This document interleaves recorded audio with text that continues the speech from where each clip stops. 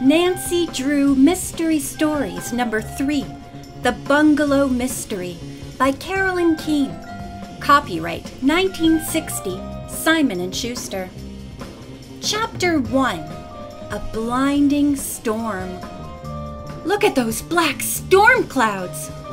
Nancy Drew pointed out to her friend Helen Corning, who was seated beside her in the bow of the small red motorboat.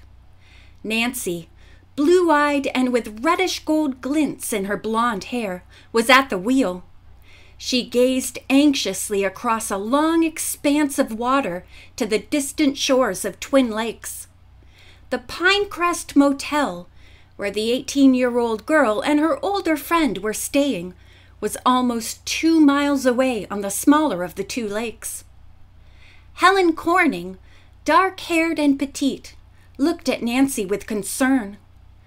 "I think we're in for a cloudburst," she said, "and Twin Lakes becomes as rough as the ocean in a storm."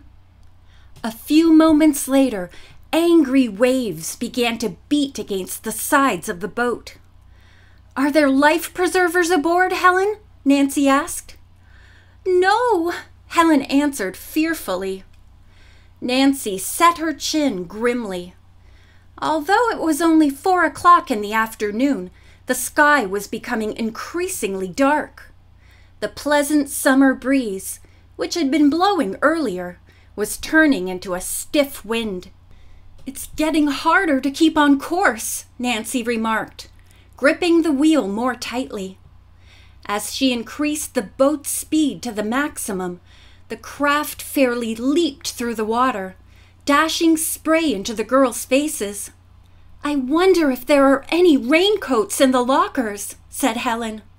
"Please look," Nancy requested. "We'll be drenched by the time we reach the motel dock." Luckily, Helen found 2 plastic coats. She slipped into one, then helped Nancy into the other. A streak of forked lightning cut across the sky, momentarily disclosing a thick mass of ugly clouds. The lightning was followed by an ominous crack of thunder, which caused the girls to jump. "This is terrible!" Helen wailed. A moment later, the wind began to howl. It struck the boat with a force which made Helen grasp the railing next to her for support. Another dazzling flash of lightning illuminated the sky, and simultaneously a deluge of rain began to descend. Nancy peered ahead into the dimness. The shoreline had vanished, and the blinding rain made it impossible for her to see more than a few feet beyond the bow of the boat. "At least we have a half tank of fuel," Nancy announced, trying to sound optimistic. "We'll reach shore soon, I'm sure." "I wouldn't bet on that," Helen said nervously. A worried expression furrowed the young pilot's brow. The boat was making little progress against the wind. If anything happened to the motor, they would be at the mercy of the waves. A few minutes later, the rain came down even harder. The wind continued to blow a raging gale, and the waves seemed higher. The girls leaned forward, trying to get their bearings. As a jagged ribbon of lightning illuminated the path ahead, Helen screamed, "About!" Nancy froze with horror. A tremendous log was floating directly into the path of the motorboat. Her heart pounding, the young skipper gave the wheel a vicious turn, but not quickly enough. With a splintering crash, the bow of the boat struck the log. The impact sent Helen sprawling to the deck. Nancy clung to the steering wheel, but was thrown forward violently. "Helen, are you hurt?" she asked. I'm all right. Are you?" she stammered as Nancy helped Helen to her feet. Both girls were breathing heavily. By now, the small boat was listing sharply to starboard. Nancy saw instantly that the log had torn a jagged hole in the side of the craft. Water was pouring in rapidly. "Quick, Helen," Nancy ordered tersely. "You bail and I'll try to stop the leak." She sprang forward, tore off her raincoat, and stuffed it into the hole. Helen, meanwhile, found a rusty can and began to bail. Despite their efforts, water continued to pour through the opening. "Let's shout for help," Nancy cried above the wind, but she doubted that there was any other craft on the lake. The girls cupped their hands to their lips and shouted frantically.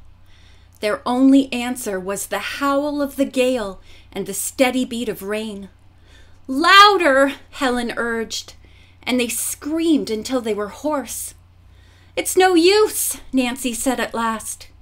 "We'll have to think of something else." Just then, Nancy saw a giant wave bearing down on them. She met it head on, hoping to ride the crest, but a deluge of water almost inundated the girls.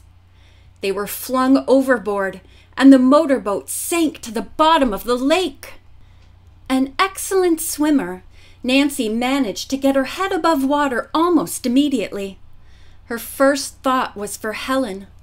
What had become of her? Treading water, Nancy glanced about. Helen was not in sight. "I must find her," Nancy thought desperately.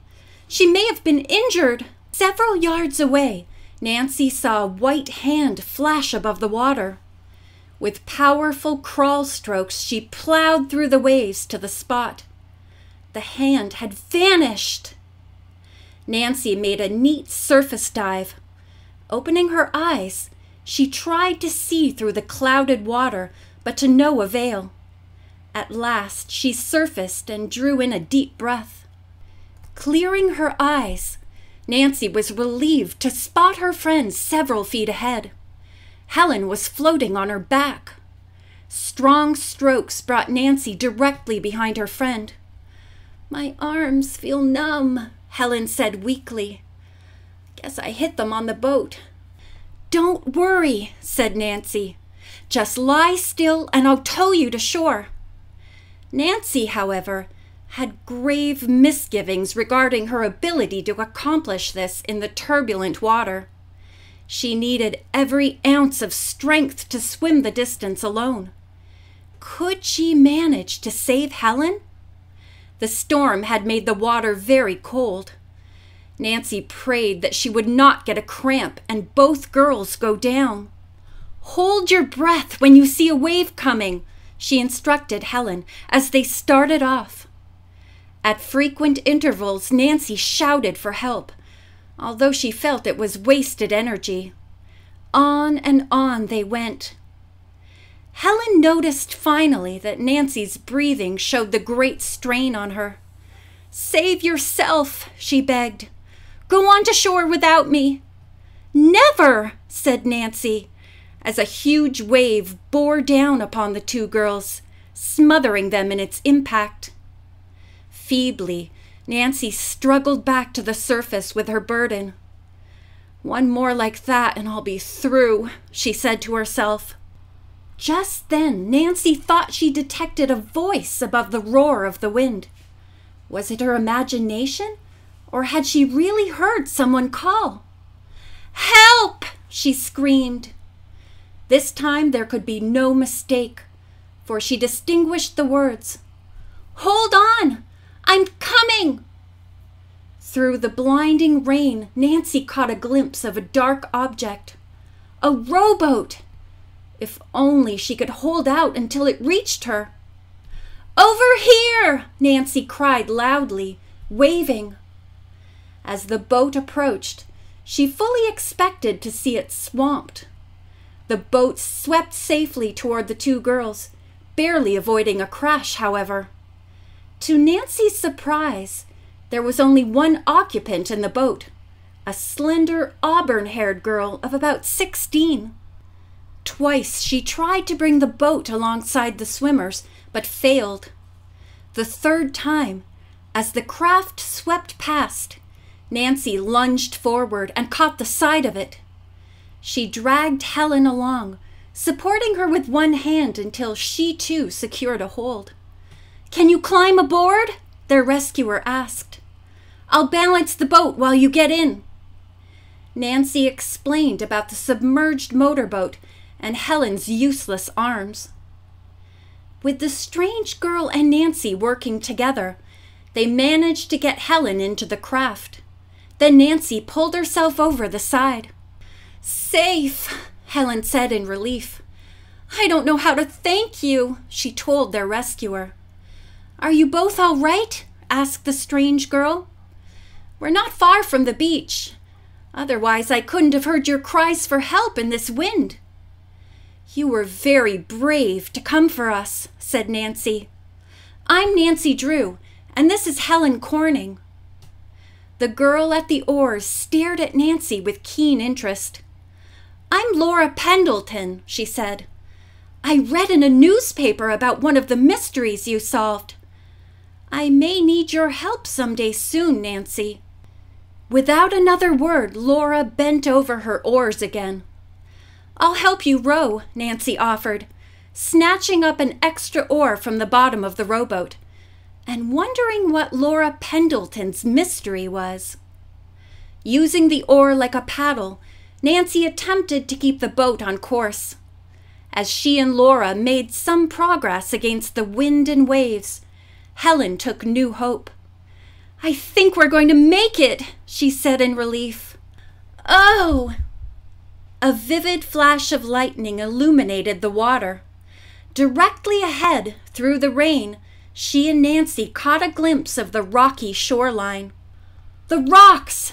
Laura, be careful, or we'll be dashed against them, Helen cried out as the rowboat was tossed and slapped by the crashing waves. Another zigzag streak of lightning disclosed the shoreline more distinctly.